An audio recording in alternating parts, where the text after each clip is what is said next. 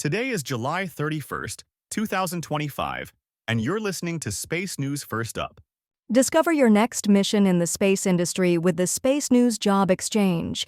Visit jobs.spacenews.com to find top aerospace roles and connect with leading employers.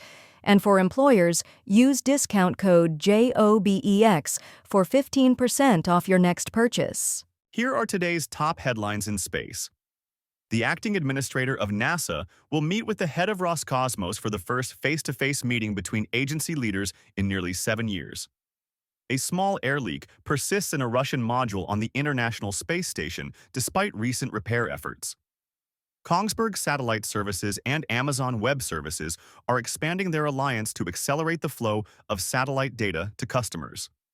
The Senate Commerce Committee advanced the nomination of Neil Jacobs to be NOAA administrator, and the Government of Ontario will pay SpaceX to cancel a Starlink contract. First Up is produced by Space News, the industry standard for professional space journalism. Visit spacenews.com for breaking news, policy updates, and original analysis. We begin today with news that the acting administrator of NASA will meet with the head of Roscosmos for the first face-to-face meeting between agency leaders in nearly 7 years. Roscosmos said this week that its Director General Dmitry Bakhanov would visit the United States this week to attend the Crew 11 launch, scheduled for midday Thursday, and while there meet with NASA Acting Administrator Sean Duffy. NASA has not publicly announced the meeting, although Duffy said at a Capitol Hill event that he wanted to maintain partnerships between the U.S. and Russia in space despite wild disagreement over the war in Ukraine. The last time the heads of NASA and Roscosmos met in person was in October 2018, while attending a launch at the Baikonur Cosmodrome in Kazakhstan. A small air leak persists in a Russian module on the International Space Station despite recent repair efforts. Sergei Krikalev, Roscosmos Deputy Director General, said at a briefing Wednesday on the Crew 11 mission that recent repair work by Russian cosmonauts on the long-running leak in part of the Zvezda module initially gave leaders hope that the leak had been fixed. He said it's now clear the leak persists, but at a reduced rate. That leak has raised safety concerns within NASA, and Krikalev said that NASA and Roscosmos experts are working together to better understand the cracking in the module that caused the leaks. Kongsberg Satellite Services, KSAT, and Amazon Web Services are expanding their alliance to accelerate the flow of satellite data to customers.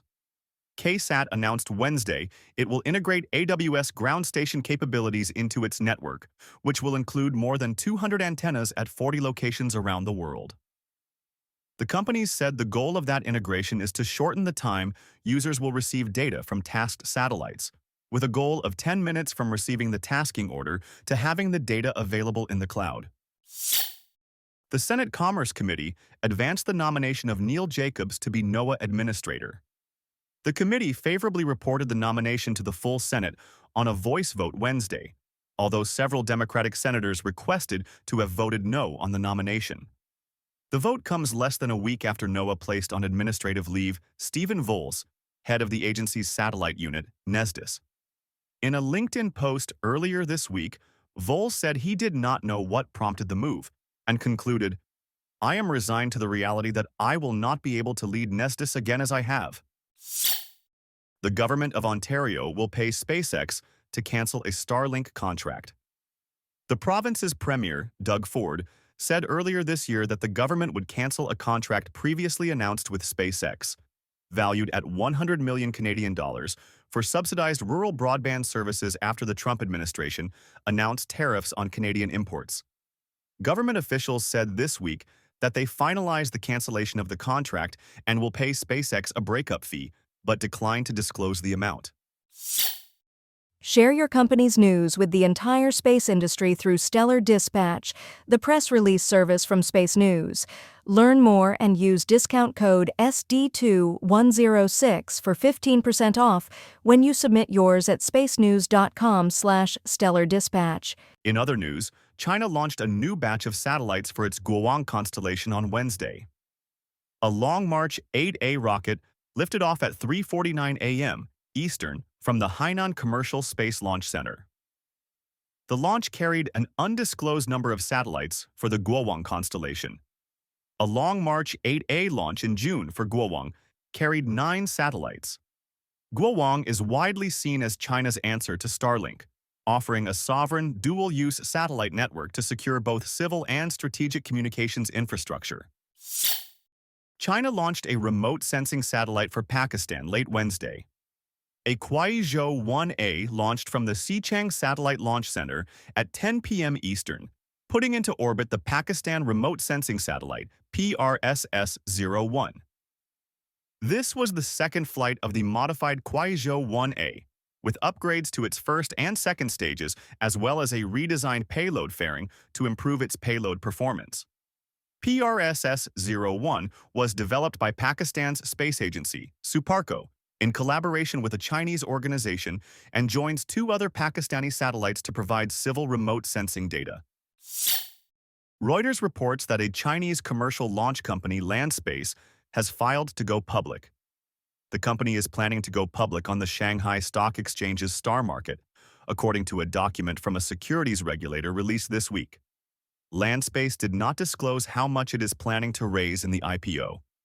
The company is developing the Zhuge 3 rocket, which features a reusable booster, and plans a first launch of the rocket before the end of the year. GeekWire reports that Blue Origin's next suborbital launch is scheduled for Sunday. The company said Wednesday that the New Shepard NS-34 mission is set to launch at 8:30 a.m. Eastern on Sunday.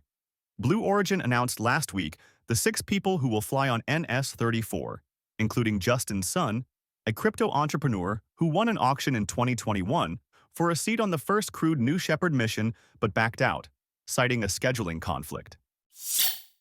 TechCrunch reports that 2 former SpaceX employees have filed wrongful termination lawsuits against the company, alleging safety issues led to their firing. One suit, filed by a longtime supervisor at the company, claims he warned the company that technicians were being overworked and that part of the payload fairing recovery process could result in injury or death to workers. He said he was fired months after making those warnings. In a separate suit, a former plumber at the company said he was fired after the company refused to accommodate multiple on-the-job injuries he suffered. The unrelated suits were moved from Los Angeles County Superior Court to a U.S. District Court earlier this month.